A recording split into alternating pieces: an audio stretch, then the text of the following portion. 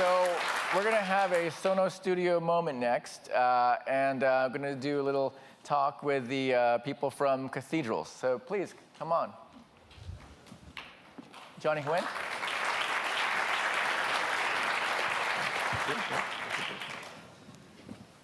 So what's your Twitter handle? We are Cathedrals. We are Cathedrals. And how long have you worked? Can you introduce yourselves quickly? Thank you. I'm Johnny. Hi, I'm Brodie. And we are Cathedrals. That's awesome to get to say that. Yeah.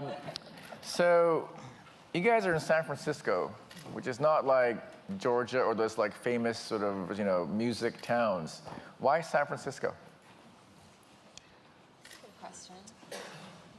I mean, San Francisco, we're both Bay Area natives. I grew up in Sonoma County, wine country, and Johnny grew up in the East Bay. And we've always been making music in our own ways, and somehow we both wound up in San Francisco, spontaneously met, and decided to follow our dreams. So I would say that San Francisco is kind of a birthplace for that dream. I also like to think that I'm from the East Bay in California. Brodie's from the North. We both went to school in the South Bay, and so San Francisco's right in the middle. So California is a big place. So when people talk about music, they don't think of technology or culture or community immediately. You have your own community of some form, don't you? San Francisco? Yeah. It's another thing that really draws us to San Francisco is its really strong creative culture. Brodie and I have both been very fortunate to grow up in music, but also work in other industries, creative industries in the Bay Area. And we actually met through a creative collective in San Francisco called The Sub. The Sub? The Sub. How's that spelled? S-U-B. That's easy. Yeah. Which is sort of like this place where a lot of our friends and creative friends across art, music, and even entrepreneurship get to come together and celebrate creative works, of which one of which is music, which is sort of our contribution to our little community. So what's the hardest thing about becoming a musical rock star? Did you have people supportive? Yeah, so Johnny and I both come from the tech world in our past, and we've always made music, but I think one of the harder things about making music is it's not necessarily known as a standard path. I grew up in a family where you go to a good school, you do well, you get a good job, you forge your own path, you're financially independent.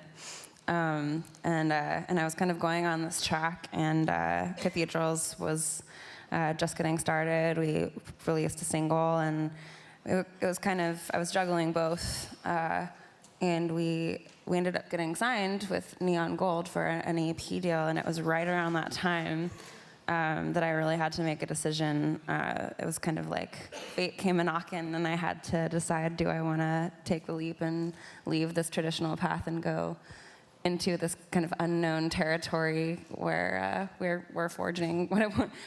How do we do this? We had no idea. So I think it's one of those situations where it's gotten to the point for both of us where it's beyond passion. It's one of those things where we can't not do it. We have to do it.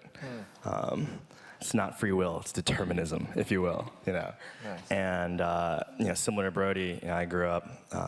My parents were refugees from Vietnam. Hi, Mom, wherever you are online.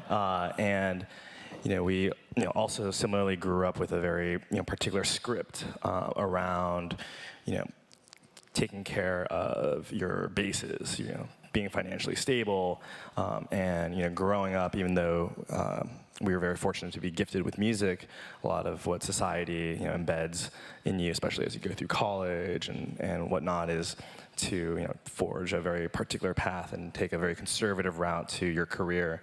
And I think one of the things that I think is great about things like PopTech is that it inspires so many people to really listen to what is inside versus what everyone else prescribes upon us. as their true calling. And for things like PopTech, I love how you guys are inspiring so many people to really cultivate what it is that pushes them every day. Cultivate all the things that drives your actions, drives your energy. That's really what drives us. Music drives us, and it got to a point where we couldn't not do it. We had to do it. Well, I love how, like you're mentioning how a lot of your friends are here. Like one dream I had was to somehow make Maine East Coast and West Coast. It's kind of far for West Coast, but I know a bunch of your West Coast fans are here. They're looking forward to hearing you again. So, thank you, and thank you so much. Let's get set up. Thank you. Thank you.